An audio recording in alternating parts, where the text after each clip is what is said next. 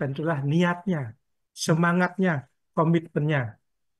Itu yang menjadi masalah utama bagi Bapak Ibu. Karena kadang niatnya ya cukup segini aja lah usaha saya. Saya masih ada pekerjaan rumah yang harus diselesaikan, jadi usahanya di nomor dua kan dulu. Ini. Begitu juga semangatnya, begitu juga komitmennya. Terkadang masih banyak terganggu. Terus yang berikutnya sumber daya manusia sebagai pengelola dari pengusaha atau usaha tersebut. Nah, kami dari yang sudah kami lakukan di Kabupaten Karangasem, bahwa pengusaha-pengusaha mikro kebinaan kami itu belum mampu mengelola usahanya secara baik dan benar, seperti adanya pembukuan belum. Nanti kan mungkin diajarkan pembukuan ataupun yang lain-lainnya di kesempatan berikutnya lewat apa kegiatan-kegiatan yang disediakan oleh Aspindo ini. Lanjut. Yang berikutnya adalah kualitas produk barang atau jasa yang diberikan atau yang dimiliki, yang dijual itu masih belum ataupun walaupun belum sudah banyak yang bisa sampai ekspor, tapi dari data yang ada kebanyakan masih belum begitu bagus ataupun belum begitu optimal produknya, sehingga perlu adanya sentuhan. Nah, yang terakhir baru adalah modal. Mungkin sering Bapak Ibu para pengusaha mikro itu menyebutkan di awal itu adalah modal menjadi masalah utama. Sebenarnya kalau kita kaji kembali lagi, eh, tanyakan pada diri sendiri, modal itu bukan yang pertama. Tentu yang pertama adalah semangat komitmen. Berikutnya baru adalah sumber daya. Lanjut. Nah, mungkin apapun bentuknya, baik dalam kegiatan usaha itu perlu adanya pengelolaan usaha. Yang pertama adalah perlu adanya perencanaan usaha atau planning, adanya pengorganisasian, dan tentu ketika sudah ada perencanaan dan pengorganisasian harus dilaksanakan, dieksekusi. Nah, dari semua itu, semua kegiatan tersebut perlu adanya evaluasi atau controlling. Nah, dapat kami sampaikan, mungkin tadi sudah disampaikan oleh Pak Awan dan juga di beberapa kegiatan yang lalu, analisis SWOT, bisnis model canvas, SOP itu masuk di perencanaan. Masuk di perencanaan, yaitu membuat rencana bisnis yang mencakup visi misi, sudah kemarin di BMC, terus analisis pasar, seperti tadi disampaikan oleh Pak Wawan, sudah lengkap itu. Bagaimana menganalisis pasarnya, terus bagaimana mensegmentasi pelanggan atau calon konsumen, begitu juga terkait dengan anggaran dan proyeksi keuangan. Itu di BMC ada sudah disampaikan kemarin. Oke, lanjut, terkait dengan pengorganisasian, tentu harus membuat ataupun membuat pembagian tugas, termasuk juga rekrutmen karyawan, pelatihan di SOP ini ada ini. Di pengorganisasian pada SOP kemarin di materi tentang penyusunan SOP dapat sudah disampaikan. Kami meng-flashback kembali sedikit-sedikit secara umum saja, termasuk juga di pengelolaan kinerja dan pengembangan karir karyawan, dan juga tentu Bapak Ibu ketika memiliki karyawan ada sistem remunerasi sehingga akan memberikan dampak baik bagi karyawan ketika membantu usaha kita di dalam meningkatkan dari sisi omset. Peralatan pun dan sumber daya alam pun perlu diorganisir. Nih, lanjut. Nah, ini dari semuanya itu apapun rencananya, apapun pengorganisasinya kalau tidak dilaksanakan itu cuma di awang-awang saja. Tentu actionnya yang paling penting. Tentu pelaksanaan ini mengkaji terkait dengan rantai pasok ketika memang kita memiliki usaha produksi maupun sebagai reseller. Berikutnya, tentu juga untuk optimalisasi produksi dengan meningkatkan efisiensi menggunakan teknologi tepat guna atau menggunakan teknologi-teknologi yang sekarang zaman digitalisasi bisa dimanfaatkan. Yang paling utama, ujung utama atau ujung tombak dari sebuah usaha adalah pemasaran. Ketika kita tidak bisa memasarkan produk kita ataupun jasa kita, tentu usaha kita tidak akan jalan karena tidak akan mendapatkan omset atau penjualan. Nah, dari pemasaran itu tadi sudah disampaikan apa-apa saja nanti selanjutnya akan juga kami sampaikan sedikit. Nah, tentu juga pengawasan kualitas produk juga harus dipastikan sehingga kepuasan pelanggan termasuk customer service itu penting. Ini maksudnya di pelaksanaan masuk di kategori di pengelolaan usaha. Nah, tentu dari semua proses itu harus dilaksanakan suatu evaluasi terkait dengan inovasi, pengembangan produk. Ketika kita sudah memiliki produk seperti ini, perlu nggak diberikan sentuhan inovasi menjadi produk-produk yang lain yang artinya memiliki produk-produk yang ekstensifikasi. Disusun juga manajemen risiko, termasuk juga menjalin hubungan dengan stakeholder bersama kami pemerintah, komunitas-komunitas pengusaha, maupun seperti dengan Aspindo ini perlu. Tentu tidak kalah penting adalah pemanfaatan teknologi informasi di dewasa ini dan juga mematuhi kepatuhan hukum dan regulasi yang ada sehingga Bapak Ibu aman dan nyaman di dalam berusaha. Ya, lanjut. Nah, terkait dengan pemasaran, tentu ada 4 hal yang menentukan sudut pemasaran, yaitu produk, barang dan jasa, harga, tempat, dan promosi. Tentu, ketika sudah ada produk yang bagus, pastinya akan memiliki harga. Bagaimana cara meningkatkan nilai produk suatu barang atau jasa? Yaitu dengan cara yang pertama adalah tentu pertama harus memenuhi peraturan perundang-undangan yang berlaku. Contohnya ketika usaha Bapak Ibu adalah di sektor pangan, harus memenuhi layak sehatnya, apakah dia perlu PIRT atau perlu MD POM, karena itu masuk ke ranah kesehatan akan penting untuk mendapatkan pengakuan secara sah sesuai dengan peraturan perundang-undangan yang berlaku. Tentu ada juga identitas usaha. Apakah nama usahanya, nama barangnya, nama produknya, itu tentu penting. Dan juga deskripsi seperti sampaikan Pak Wawan tadi, ketika berjualan secara online, deskripsi produk bisa ditampilkan semenarik mungkin. Di samping itu juga, dengan melakukan satu kesan dan branding akan meningkatkan nilai dari produk, barang, ataupun jasa yang Pak Ibu tawarkan. Ingat? Nah, tentu kemasan dan branding mungkin nanti Pak Wawan ya akan ada sesi berikutnya ya Pak Johan ya terkait dengan kemasan dan branding ya. Betul, Pak. Nanti akan ada sesi yang khusus, Pak. Ya, ya, nanti itu akan lebih khusus.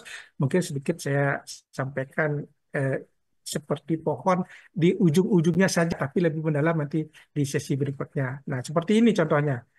Ketika ada minyak curah yang dikemas dengan botol kemasan bekas minuman mineral ataupun di plastik, tentu kita harapkan nanti ketika ingin dinaikkan nilainya dengan kemasan yang khusus. Apalagi produk ini dihasilkan sendiri, bukan sebagai reseller. Ya, lanjut.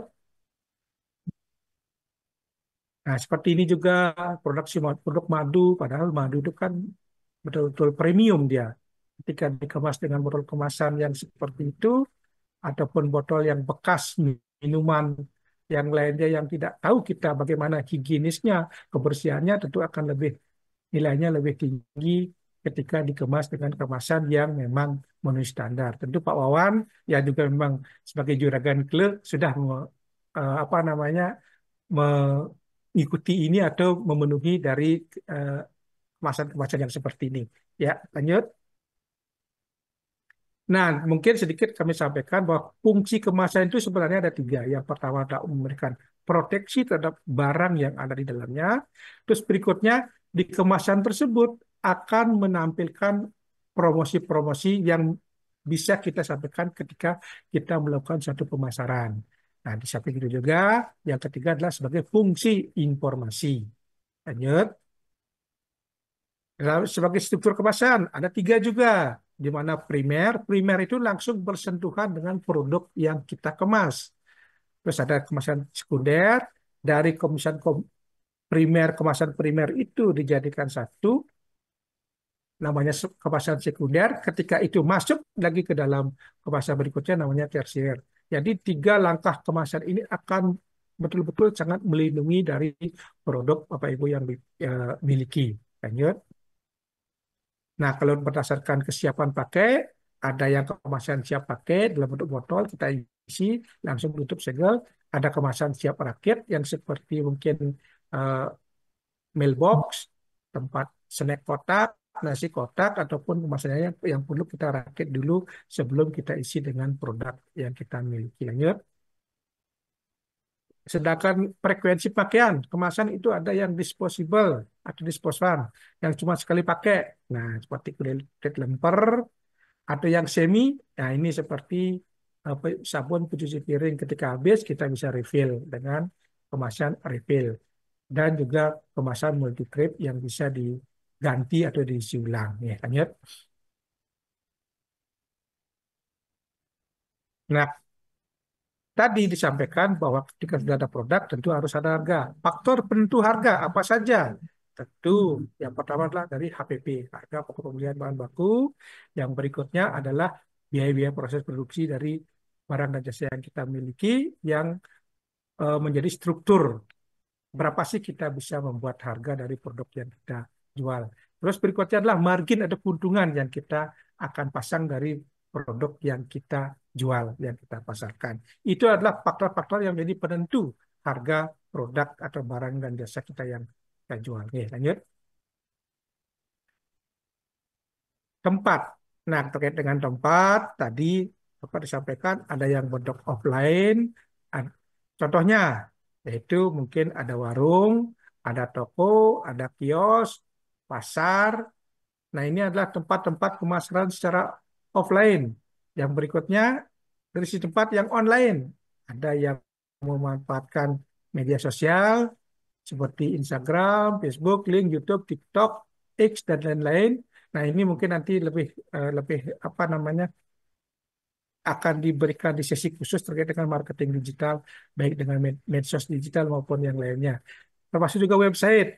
Nah, di samping itu sekarang kan platform-platform marketplace banyak sekali ada di uh, Play Store maupun di App Store. Nah, kami di Kabupaten Karangasem memiliki satu platform promosi sebenarnya, promosi digital yang namanya pekenan. Kalau pekenan itu bahasa Bali, yaitu pekenan tempat bertemunya penjual dan pembeli. Kalau yang offline pasar pekenan, kalau kami di sini secara digital namanya pekenan yang merupakan akronim atau singkatan pemasaran Karangasem Era Baru Prakati tadi, di mana latar belakangnya kami buat ini ketika kita semua kena musibah yang namanya COVID-19. Jadi adanya pembatasan sosial antara penjual dan pembeli tidak bisa bertemu. Kami pemerintah membuat suatu inovasi atau membuat suatu terobosan bagaimana memfasilitasi.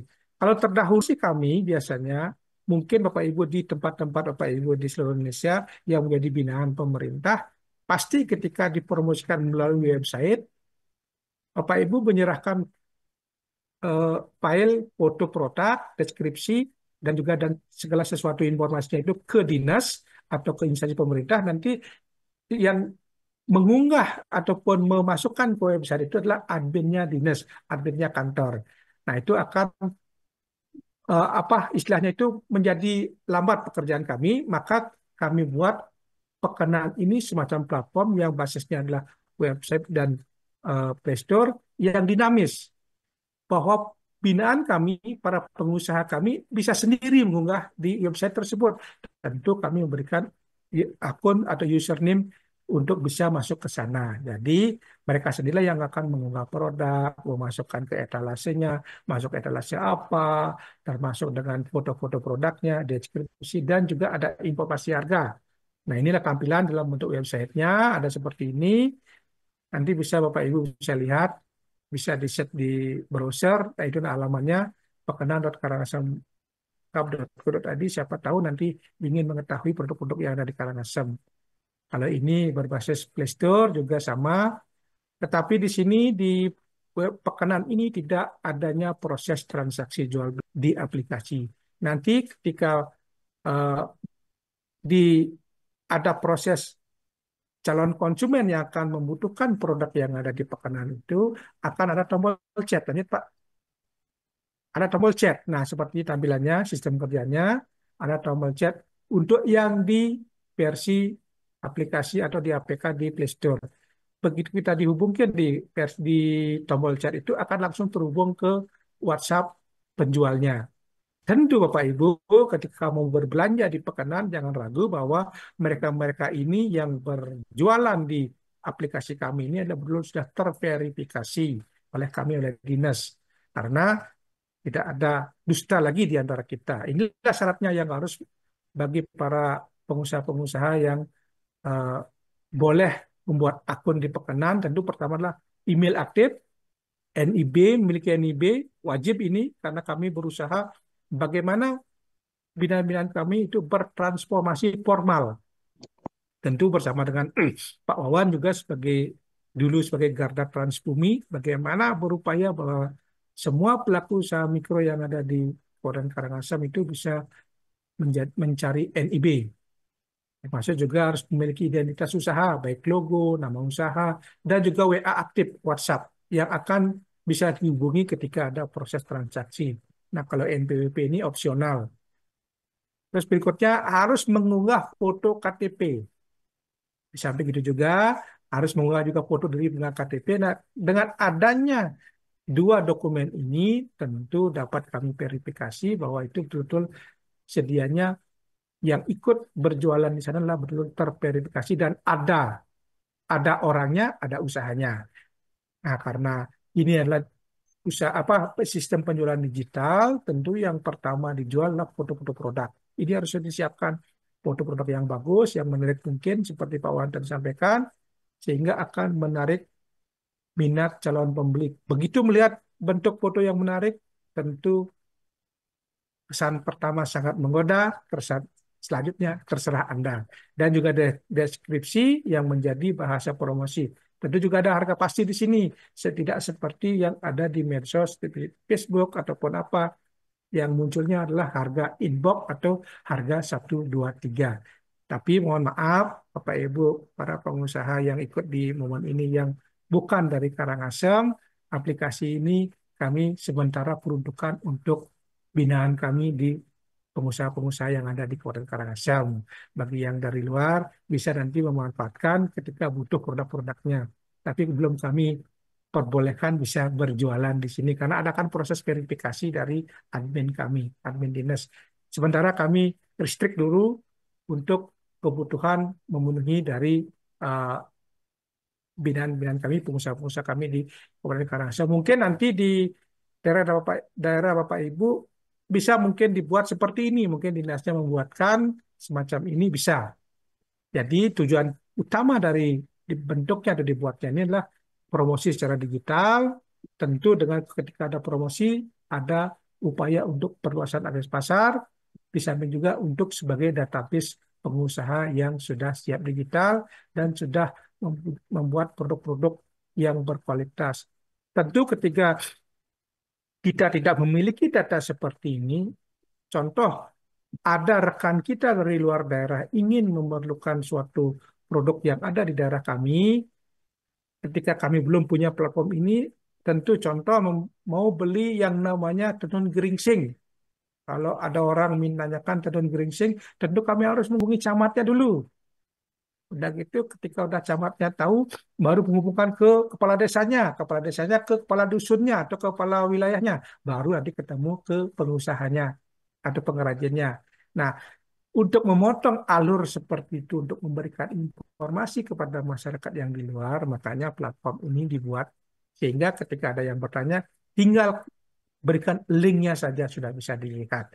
Dan juga ini, aplikasi ini bisa di-share link, lewat WA bisa, di Facebook juga bisa, maupun medsos-medsos yang lain. Link-linknya itu bisa dikirim. Nah ini yang ada di Karangasem. Ini lanjut. Tentu ketika sudah ada produk, harga, tempat, tentu harus dipromosikan juga. Nah tadi sudah dipromosi, sudah ada itu, ada tester, ada juga yang lainnya adalah program bonus 10 bonus 1 umpamanya. Ini bentuk promosi juga, atau undian door prize, promosi juga. Di samping juga ada media cetak, brosur, banner, baliho, ada juga promosi dalam bentuk digital. Nah ini contoh-contoh promosi. Lanjut, mungkin apa yang kami sampaikan terkait dengan materi sudah selesai, sedikit mungkin kami berikan ataupun bagaimana caranya agar Bapak Ibu tidak mudah menyerah di dalam saat keadaan sulit. Ini bentuk motivasi. Yang pertama adalah ingat kembali tujuan Bapak Ibu dan alasan mengapa harus mewujudkan langkah keempat tadi. menjadi seorang pengusaha. Apa sih tujuannya? Tentu ada keluarga yang harus dibiayai, ada anak yang harus disekolahkan, kebutuhan sehari-hari yang harus dipenuhi, dan juga kebutuhan religi yang harus disiapkan. Ya, lanjut. Yang kedua adalah ingat kembali orang-orang yang menginspirasi. Adanya Pak Johan, adanya Mbak Priska, adanya Bu Sri, adanya Pak Wawan, maupun teman-teman yang ada di Aspindo. Ingatlah kembali mereka-mereka ini yang menginspirasi Bapak Ibu, sehingga nanti usahanya tetap harus bisa dijalankan, sehingga bisa naik kelas dan juga berkelanjutan. Yang berikutnya tentu pikirkan tentang semua pengorbanan yang Bapak Ibu lalui. Tentu di masa lalu ketika Bapak Ibu melakukan usaha ini, kan tidak pasti mengalami suatu pasang surut, baik di bawah, di menengah, bahkan sampai hampir-hampir putus asa. Pikirkan semua yang pengorbanan yang sudah dilakukan sampai Bapak Ibu di tahap seperti ini, jangan sampai menyerah. Lanjut. Dan ingat kembali tantangan-tantangan di masa lalu. Bagaimana ketika baru memiliki produk, menawarkan adanya penolakan-penolakan, adanya cibiran, adanya mungkin hal yang lain, hinaan-hinaan dari usaha yang Bapak Ibu lakukan. Ingat, itulah tantangan-tantangan masa lalu, sehingga pada saat ini Bapak Ibu sudah berdiri, ingin lebih tegar, lebih maju lagi di dalam melaksanakan usahanya. Lanjut. Yang kelima, katakan pada diri Bapak Ibu bahwa Bapak Ibu adalah orang-orang yang tidak mudah menyerah. Sepakat ya, tidak mudah menyerah. Bagaimanapun situasinya harus memiliki optimis yang tinggi. Yang keenam, lanjut, tentu apapun yang raihan capaian-capaian yang Pak Ibu miliki, yang sudah Ibu peroleh, ceritakan. Sehingga bisa juga membantu orang-orang yang lain dan juga membantu juga orang-orang, menginspirasi orang-orang, karena apapun yang kita bawakan, sedikit sedikit kebaikan yang kita berikan kepada orang lain tentu akan berimbas kepada diri kita sendiri juga, baik di dalam melaksanakan usaha yang kita miliki. Yang ketujuh, tentu kuatkan mental Bapak Ibu, bahwa ingat, semua hal yang berharga itu tidak datang dengan mudah. Jadi, ketika ada kegiatan-kegiatan seperti ini, baik yang sifatnya online maupun offline, pastikan diri bahwa Bapak Ibu seperti payung, buka diri, menerima info, menerima pengetahuan, sedikit apapun itu pasti akan bermanfaat di kemudian hari. Tentu yang kedelapan, yang terakhir adalah pahami bahwa masalah dan tantangan adalah bagian dari kehidupan. Karena kita hidup pasti memiliki tantangan dan juga permasalahan yang perlu mendapatkan solusi. Nah, ini adalah di dewasa ini cara-cara yang harus bisa diikuti, yang akan menginspirasi, yaitu ikutilah orang-orang yang tepat. Ada Pak Johan, ada Pak Wawan, ada Bu Sri, Mbak Priska juga. Terus konsumsilah konten-konten yang tepat. Sekarang kan ada namanya algoritma. Satu klik konten yang kita klik, tentu berikutnya ketika kita scroll akan juga konten-konten yang sejenis terus akan muncul. Ketika Bapak Ibu mengklik konten yang bermanfaat untuk usaha Bapak Ibu, tentu itu akan menginspirasi. Berikutnya yang terakhir adalah mengambil tindakan, tidak hanya menunggu. Perubahan ada pada diri Bapak Ibu jika ingin naik kelas atau skill up. Itu mungkin yang dapat saya sampaikan. Jika ada yang kurang, saya mohon maaf. Waktu saya kembalikan. Silakan Pak Wawan.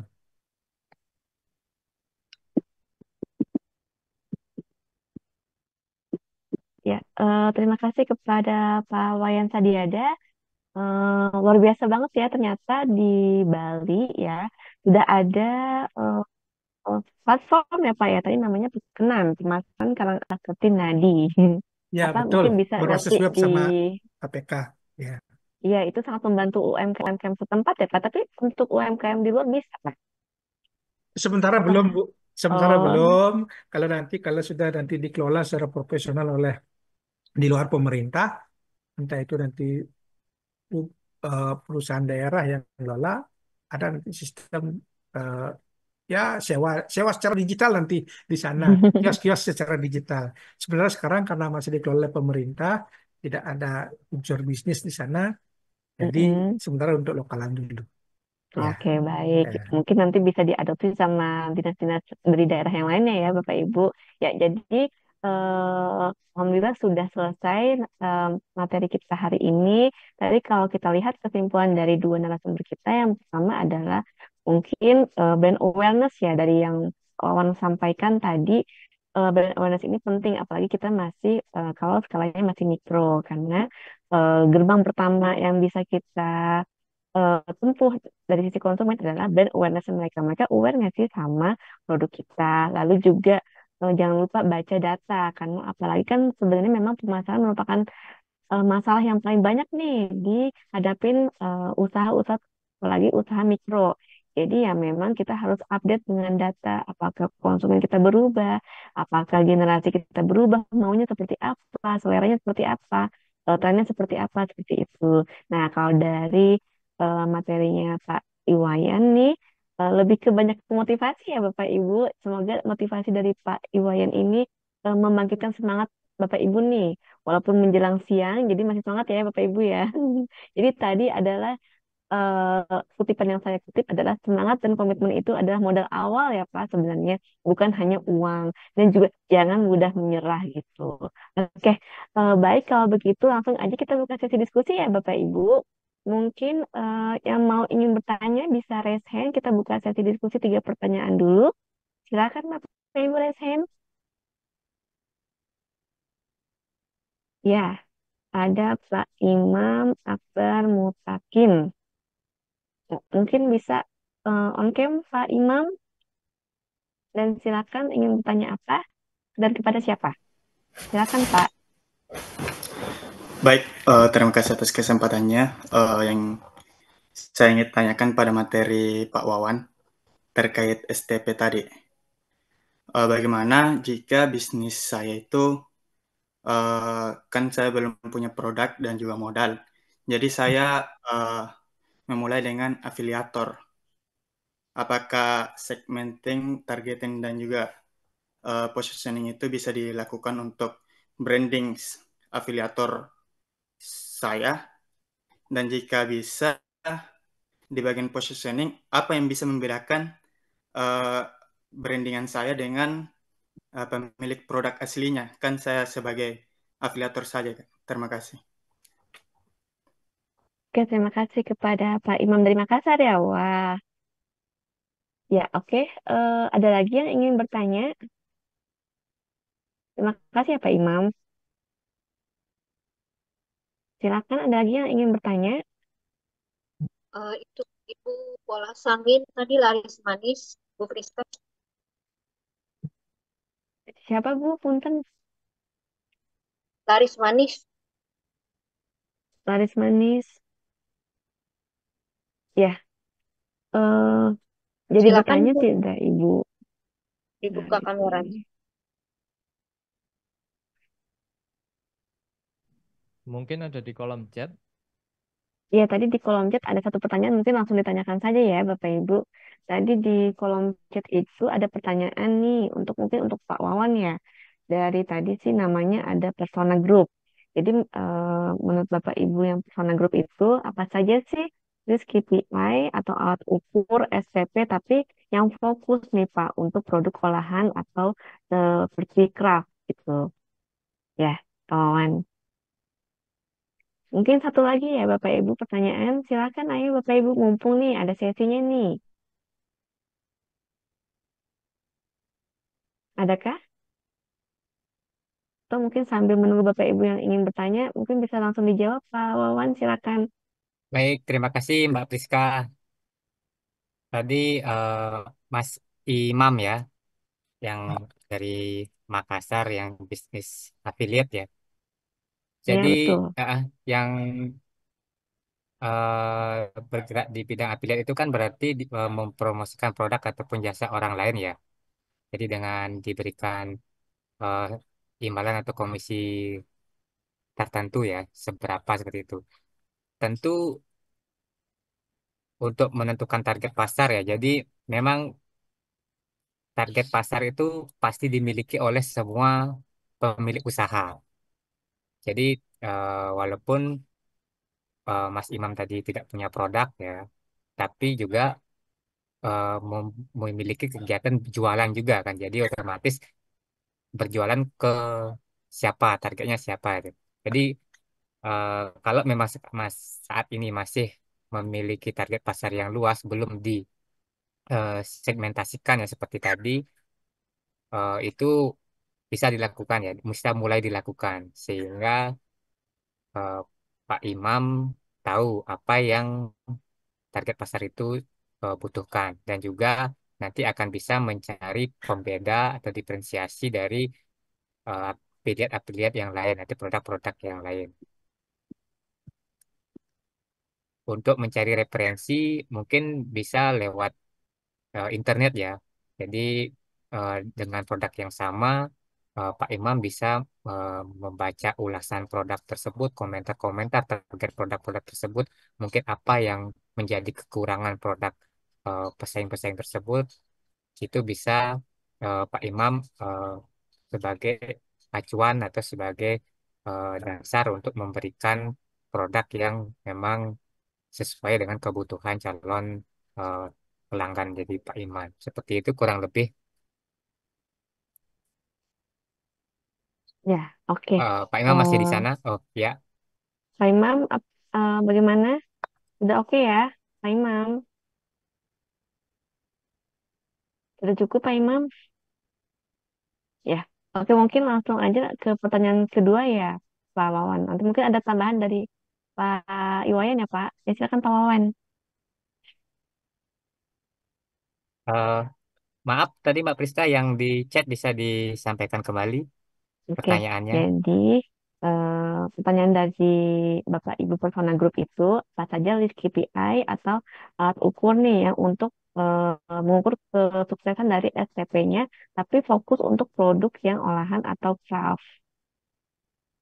Dari siapa ya Bu? Eh, Tulisan itunya sih, name-nya sih Persona Group, Pak. Persona Group ya. Ya, Baik, mungkin Bapak atau Ibu yang tadi menanyakan terkait dengan KPI-nya ya terkait dengan segmentasi pasar tadi. eh Tentu itu kembali lagi ke produknya Bapak Ibu yang mau dikembangkan, mau dipakai usaha ya. Jadi untuk mencari targetnya yang terukur, Bapak Ibu bisa menggunakan eh, analisa-analisa di yang tren saat ini di internet ya seperti itu. Dan juga kalau memang bisa itu mengadakan sebuah apa namanya survei survei pasar, survei ke lapangan seperti itu. Tapi saya sarankan sih memang lebih baik menggunakan survei-survei secara online ya seperti itu karena hasilnya lebih eh, relevan sesuai dengan situasi saat ini dan juga nanti jangkauannya lebih luas. Kurang lebih seperti itu. Mohon maaf apabila ada yang kurang ya. oke, terima kasih Pak Wawan. Mungkin dari Bapak Iwayan Sadiada, ada yang mau ingin ditambahkan dari dua penanya kita hari ini? Bapak, Izin ada Kak? sambil ada kegiatan juga ini. Oh Ya, iya, iya. Tentu untuk Pak Imam, apapun bentuk usahanya, yang namanya positioning ataupun promosi ataupun branding itu penting. Baik sebagai seorang afiliator maupun memiliki produk sendiri. Ini harus tetap dilakukan. Kalau afiliator, kalau nggak salah, menurut versi saya, mau menjual produk milik orang lain kan begitu ya Pak Imam ya? Masih di sini Ya. Pak Imam? betul Pak. Oh, ya, takutnya Pak Imam udah hilang. Mhm. Gitu. Ya itu pada intinya apapun usahanya penting. Sebuah positioning, branding itu tetap harus dilakukan. Karena itu merupakan dasar kita di dalam pelaksanaan kegiatan sehingga tujuan apa yang menjadi eh, usaha yang dilaksanakan akan menjadi, akan terwujud begitu pada intinya. Itu mungkin tambahannya. Ya, baik, terima kasih Pak Wayan. Ya, mungkin ada Bapak Ibu yang lain yang ingin bertanya. Oh iya, oke. Terima kasih Haryani ya. Silakan Bu Risa, bisa unmute atau on cam.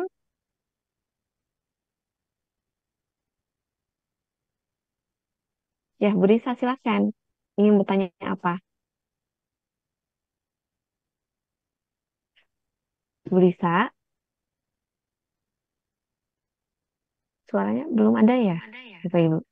Oh, begini Bu Priska, minta tolong di ask to unmute karena apa ini kita kunci mic-nya semua sehingga bisa minta tolong untuk di ask to unmute. Oh, ini sudah ya, sudah unmute ya. Halo, Iya, iya silakan Bu Risa. ya terima Ya. kasih atas kesempatannya. Izin saya bertanya ya Pak. Begini, saya kan ada rencana pengennya ya membuka usaha dengan brand sendiri, tapi produknya itu ngambil dari orang. Terus bagaimana untuk logo halal dan apa namanya ya BPOM-nya seperti itu Pak? Apa harus diuji lagi atau bagaimana?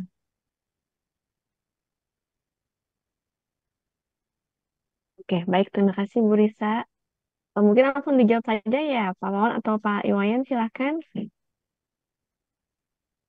Baik, terima kasih Ibu Risa ya.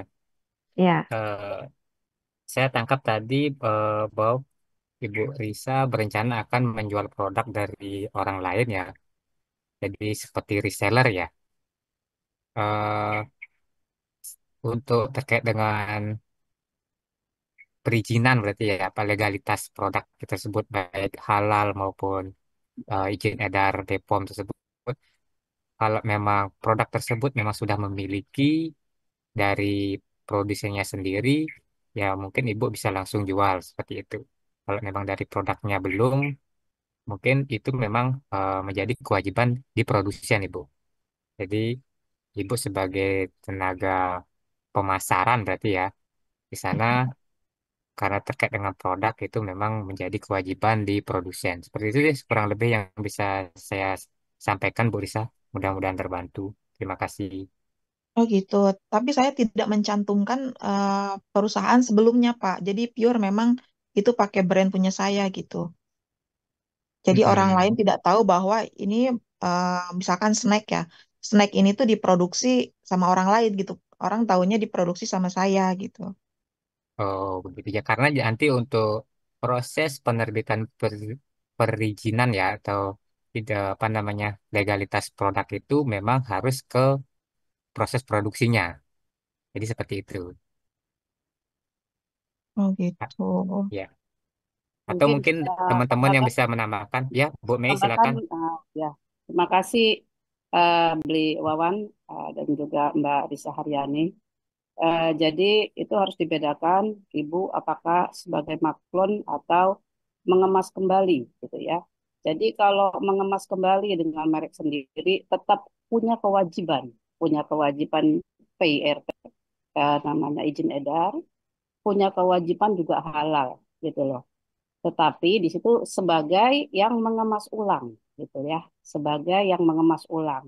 Jadi misalkan tadi mereknya adalah misalkan mereknya Bu Priska gitu ya, Priska di halal Priska semua Priska gitu ya. Terus ibu membeli di Bu Priska itu menjual dalam bentuk bulky misalkan 5 kiloan gitu ya. Terus Bu Risa itu mau mengemas kecil-kecil dengan merek Bu jadi Risa Snack gitu ya. Berarti Ya, Bu Risa itu harus mencantumkan, harus membuat izin edar sendiri. Seperti itu Bu. Tetapi asal muasal si barangnya harus sudah punya perizinan juga. Gitu. Jadi judulnya mengemas ulang. Ada di halal itu ada yang untuk mengemas saja boleh ya. Jadi misalkan mengemas tapi asal usulnya pun sudah halal. Sama PIRT kita bikin PIRT sebagai kita mengemas ulang tapi yang memproduksi juga harusnya sudah ada perizinannya. Gitu ya, Ibu kecuali Ibu misalkan maklun, berarti bisa pakai dia diproduksi untuk Rizka Snack itu bisa juga seperti itu kalau tidak mau membuat perizinan ulang. Jadi nanti Ibu di perizinan di uh, membuat NIB-nya adalah hanya um, apa perdagangan kecil. Jadi perdagangan kecil ya, tidak tidak memproduksi. Seperti itu. Jelas ya, Bu Risa ya.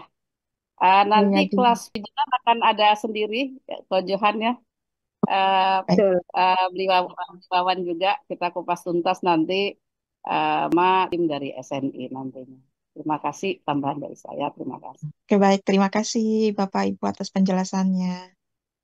Iya. Terima kasih Bu Risa dan Bu Mei atas jawabannya dan pertanyaannya. Izin membacakan ada pertanyaan nih di kolom Q&A dari Dekmas ya. Jadi pertanyaannya adalah untuk Pak Wayan Sadiada nih. Pak Wayan masih adakah? Iya, Masih ya? masih Bu, sambil Bapak, ada sedikit gitu. mohon maaf ya Nyambil, Pak nyambil. ya. Ya, Jadi ini silakan, kebetulan silakan. ada pertanyaan untuk Bapak. Jadi Ya. menurut Bapak Ibu Dekmas, jadi kebetulan beliau ini ada di dalam list pekenan. Kalau boleh saya tahu, apakah ada langkah-langkah yang dapat dilakukan oleh dinas terkait di pekenan untuk meningkatkan peringkat website mereka di hasil pencarian Google? Hal ini akan sangat membantu konsumen dalam menemukan produk-produk yang tersedia dengan lebih cepat. Nah, bagaimana nih Pak tipsnya nih? Biar dia tuh eh, apa rank pencarian di Google-nya itu tuh di atas gitu. Oh, iya, Pak Mas ya, binaan kami nih, yang punya Iya. produk eh, apa jamu Oh tradisional iya. ya.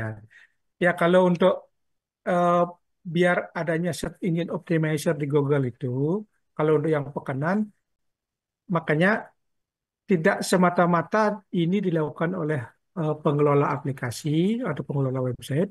Tentu Bapak Ibu yang ikut masuk di list pekenan itu juga harus lebih sering mempromosikan baik di uh, websitenya apa di medsosnya sendiri maupun di platform-platform yang lain.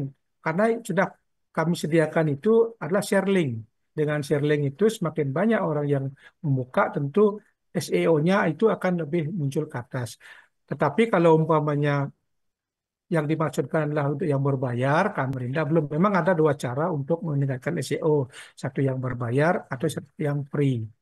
Kalau yang berbayar itu memang kita harus berlangganan dengan Google Platform, tetapi karena kita belum memiliki anggaran ke sana, yang free itu tentu kolaborasi antara pengusaha yang sudah bergabung di sana juga, kami juga sering juga menyampaikan di setiap momen ataupun di setiap media sosial yang kami miliki pemerintah, termasuk juga di semua pegawai, sudah sering juga di share link tersebut. Sehingga dengan begitu, yang namanya algoritma pasti akan muncul di SEO. Demikian mungkin Pak Presiden. Ya, oke. Terima kasih Pak Wayan. Semoga terjawab ya Ibu atau Bapak Dekmas. Oke. eh, Selanjutnya ada pertanyaan di kolom chat dari yang nama Kunil Laris Manis. Jadi mau bertanya nih untuk mungkin untuk keduanya ya Pak Wawan dan Pak Wayan. Bagaimana cara untuk controlling karyawan jika kita sebagai pemilik tidak tidak punya atau jarang ke kios? Terima kasih. Jadi bagaimana nih Pak controlling karyawan eh, kalau pemiliknya itu jarang ke kios nih gitu. Silakan Pak Wawan atau Pak Wayan duluan. Ya, terima kasih Mbak Priska. Eh, Kemarin di materi sebelumnya ya sudah dibahas panjang lebar terkait dengan SOP ya. Jadi mungkin salah satu langkah dan juga eh, apa namanya cara untuk controlling seperti itu yaitu pembuatan SOP. Jadi dengan adanya SOP walaupun nanti si Bapak Ibu pemilik usaha tidak perlu datang seperti itu. Jadi secara otomatis itu sudah berjalan ya karyawan-karyawan tersebut sesuai dengan tupoksinya masing-masing. Seperti itu sih kurang lebih yang bisa saya tambahkan Bu Priska.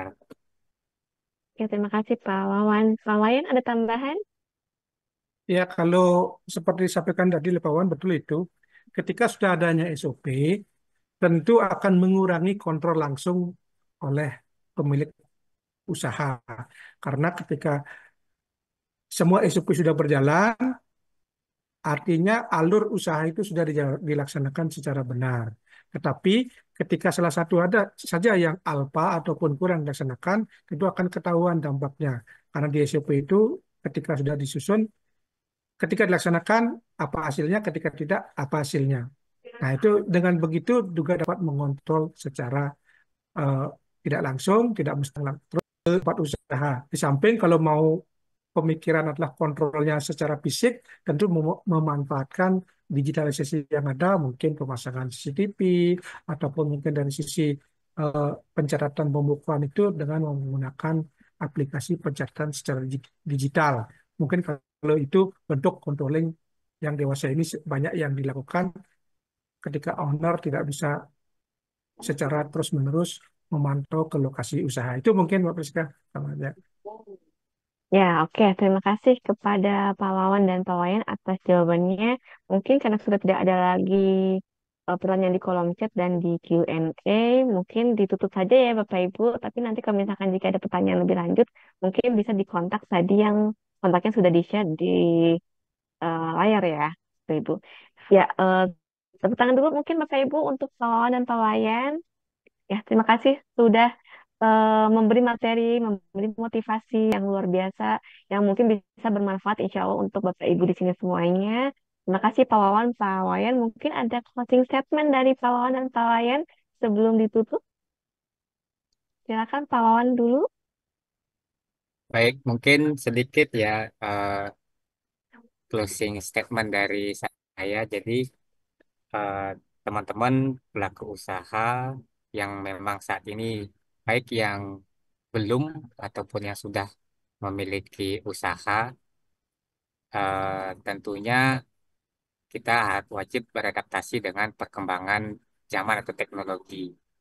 Jadi dengan kegiatan ini tentu dengan tema bantu usaha mikro naik kelas di sana tentu itu bisa update terhadap perkembangan teknologi. Jadi apa-apa yang sudah kita diskusikan itu tidak jauh-jauh dari memang yang sudah kita semua alami ya. Memang yang memang dulunya mungkin dengan secara tradisional bisa jualan seperti itu, tapi dengan perkembangan zaman atau perkembangan teknologi seperti saat ini wajib untuk mengikuti perubahan tersebut. Seperti itu yang bisa saya tambahkan. Tetap semangat ya. Jadi tadi motivasi dari Pak Oyan juga karena kita sudah memilih pilihan yang keempat, jadi otomatis harus dilanjutkan. Sekian mungkin dari saya. Mohon maaf atas kekurangannya. Terima kasih. Kembalikan ke Mbak Priska. Ya, terima kasih Pak Wawan. Untuk Pak Wayan, bagaimana closing statement-nya Pak?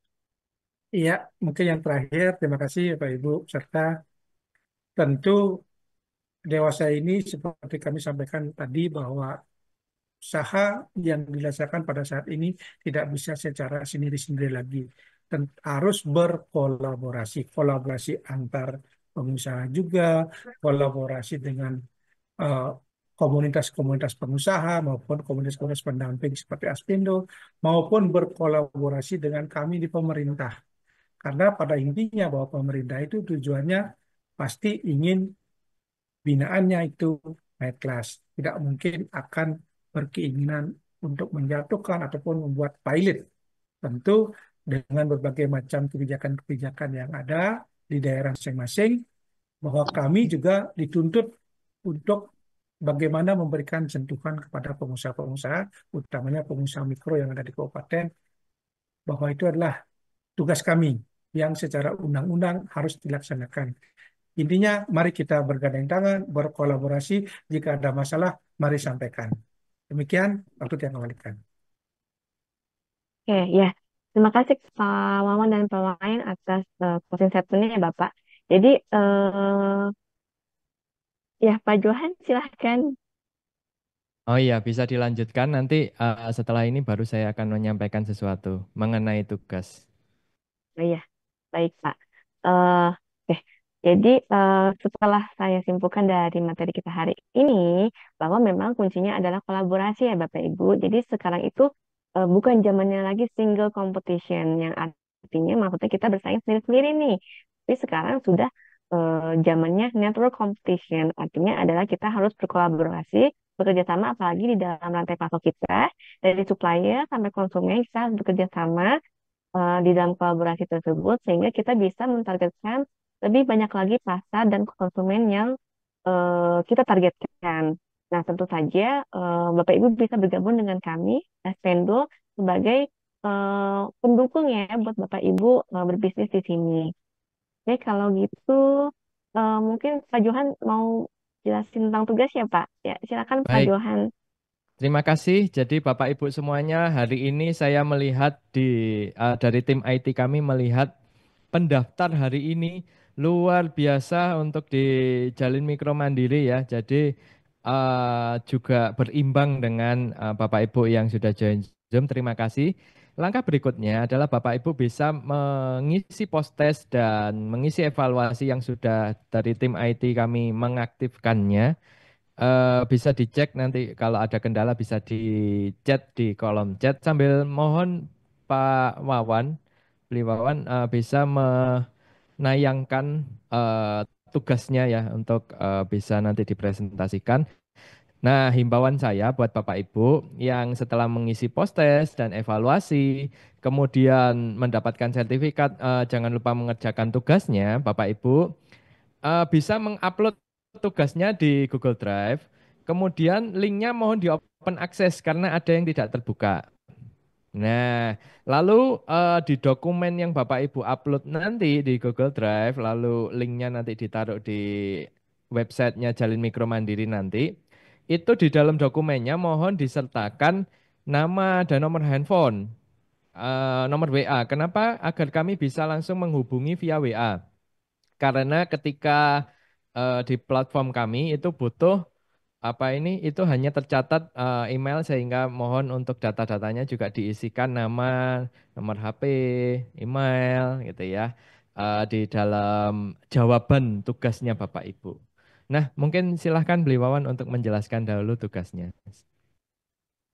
Baik, terima kasih Mas Johan. Jadi untuk Bapak Ibu teman-teman peserta kegiatan hari ini, jadi untuk mendapatkan sertifikat ya yang dikeluarkan oleh Astep Kementerian UMKM, tentu Bapak Ibu memang sudah harus mendaftar ya di jalinmikro.id, dan juga seperti tadi yang sudah disampaikan oleh Mas Johan, ada tugas. Nah, di sini tugasnya tidak begitu sulit. Nah, jadi Bapak Ibu saya rasa semua sudah eh, punya usaha, jadi atau bisa memilih usaha orang lain ya. Jadi nanti Bapak Ibu mohon untuk melakukan riset kecil ya tentang eh, tiga cari tiga kompetitor yang menjual produk ataupun jasa yang serupa. Nanti di sana Bapak Ibu bisa mengidentifikasi kelebihan dan kekurangannya dari ketiga kompetitor tersebut, mulai dari harga, kualitas produk, pelayanan pelanggan, dan juga strategi pemasarannya kompetitor tersebut seperti apa. Jadi bisa Bapak Ibu buat dalam satu buah halaman. Jadi nanti di sana ada semacam tabel dengan tiga kompetitor, dengan identifikasi empat tadi: harga, kualitas produk, layanan pelanggan, dan strategi pemasaran seperti apa. Nanti silakan Bapak Ibu upload di Google Drive, dan link Google Drive-nya itu mohon seperti tadi disampaikan Pak Johan untuk bisa diakses oleh kami dari tim Jalin Mikro Mandiri, sehingga tugas yang Bapak Ibu kumpulkan nanti bisa kami lihat. Seperti itu. Silakan kembalikan kepada Mbak Priska. Terima kasih. Ya, oke, terima kasih Pak Wawan. Eh, Seperti itu ya Bapak Ibu tugasnya, tapi tetap semangat ya, mengerjakan tugasnya tidak banyak kok. Satu halaman tadi ya Pak Wawan ya. Betul. Iya, jadi jangan jangan wah jangan shock dulu ya Bapak Ibu. Ya, oke, terima kasih Pak Wawan. Dan nanti jangan lupa ya Bapak Ibu mengerjakan tugasnya dikumpulkan di website atau platform kita, dan juga jangan lupa mengerjakan post-testnya. Nah, sebelum kita foto, eh, kita testimoni ya dulu ya Bapak Ibu. Mungkin ada yang mau memberikan kesan-kesan dari aktivitas kita hari ini? Bisa raise hand, Bapak Ibu? Atau nanti saya tunjuk aja nih. Mungkin dari teman kita pelaku usaha di Karangasem, Pak Nyoman Dipta, mungkin bisa memberikan testimoninya. Pak Nyoman, terima kasih Hai ya Pak sudah hadir. Nyoman. Silakan bisa dibuka mic-nya. Ya, suaranya belum masuk, Pak Nyoman.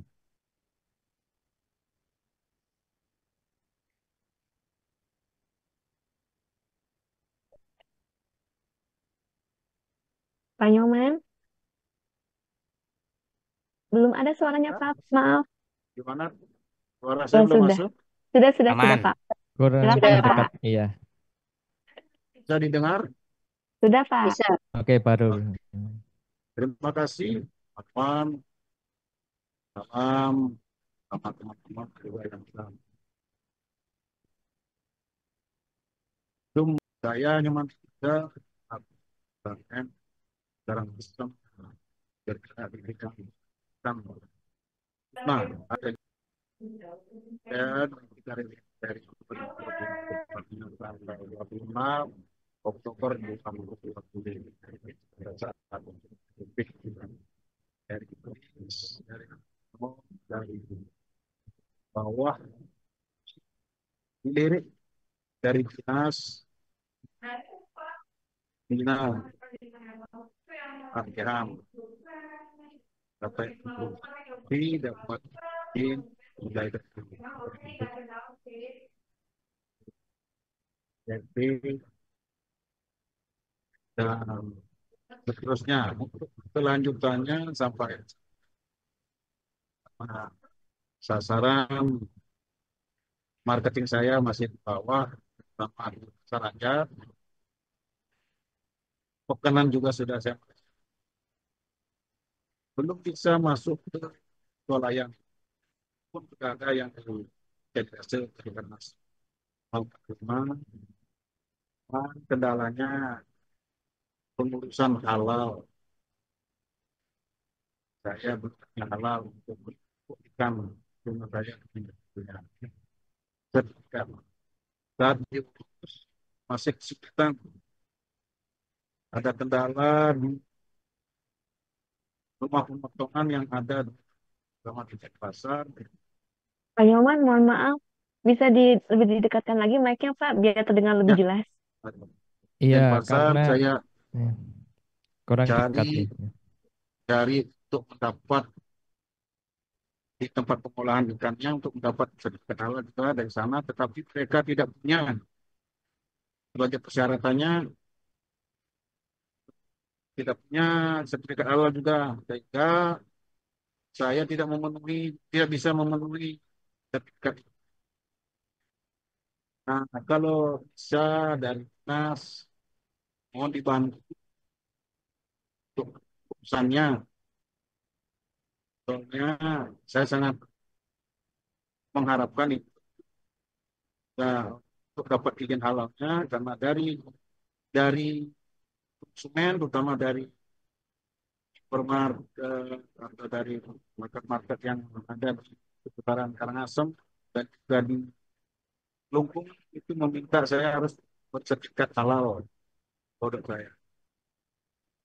Saya sih sudah berterima kasih sekali sudah dibantu perizinan. Di halal saya ada masalah. Di halal nanti dari Pak Wayan terjadi. Dan kalau memang bisa dari grup kita ini bantu juga untuk urusan halal. Bukan untuk saya aja, mungkin teman-teman yang lain juga. Biar kita berkolaborasi, bekerja sama untuk urusan halal. Mudah-mudahan bisa direalisasikan, diringankan syaratnya itu, biar dipermudah. Nah, gitu. Dan untuk usaha saya sekarang ini, karena berjalan lancar, sesuai harapan dari keluarga, karena ini adalah keluarga yang dalam prosesnya. Di samping sudah ada karyawan, proses pembersihannya dan juga makannya. Maklum di sini juga sudah ada sampai 8 orang Pak, kita ya, bekerja. Dan bersihkan terutama sisi dan limbah-limbahnya itu ada 3 orang. Saya juga libatkan area-area yang berisikotas, terutama yang orang. Itu untuk kedepannya mohon, bukan untuk kita aja, saya aja, tapi untuk rekan-rekan yang lain, mudah-mudahan dibantu sekali lagi dalam pengurusan halal. Itu aja sekiranya nanti kan ada dari teman yang menambahkan. Terima kasih, saya Nyoman. Ya. Oke, baik. Terima kasih Pak Nyoman Dipta. Mohon dibantu ya, Sama-sama. Bu Wawan, Pak Wayan, dan Bapak Ibu semuanya. Tentang lebih ke halal tadi Pak ya, karena belum ada sertifikat halal dari suppliernya ya. Ya, oke baik. Oke, terima kasih Pak Nyoman Dipta. Ya, selanjutnya mungkin dari Rendang Oma tadi requestnya Bu Mei nih, bisa memberikan testimoni untuk kegiatan hari ini.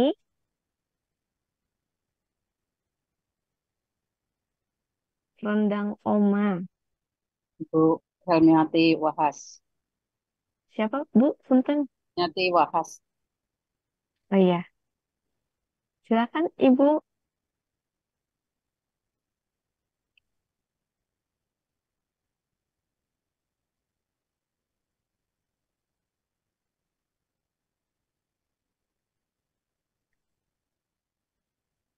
Tidak ada sepertinya ya Bu ya? Di mute. A- Bentar. Oh di mute. Kamera Akunnya atas nama siapa ya Bu Mei? Mohon maaf. Helmiati Wahas. Hayati Wahas Bekasi itu ada. Wahas. Ya, masih di Silakan. Bu Ya, Helmi. silakan Bu Helmi Di mute. hidupkan mic-nya. Bu Helmi. Oma masih di mute, Oma. Di kiri bawah, Ibu.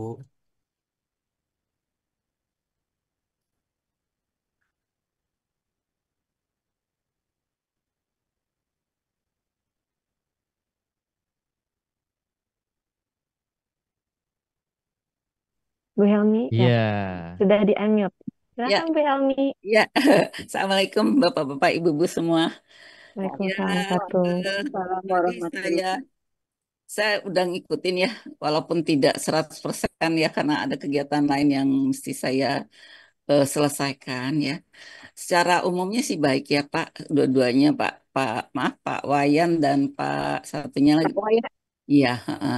Cuman usul saya Pak kalau boleh ya, eh, bisa nggak Pak nanti dalam training berikutnya itu diberikan contoh deh, contoh real gitu seperti apa gitu supaya kita juga ikut termotivasi dan ikut terbawa dengan ini yang contoh-contoh yang diberikan sama ininya sama narasumbernya seperti itu Pak.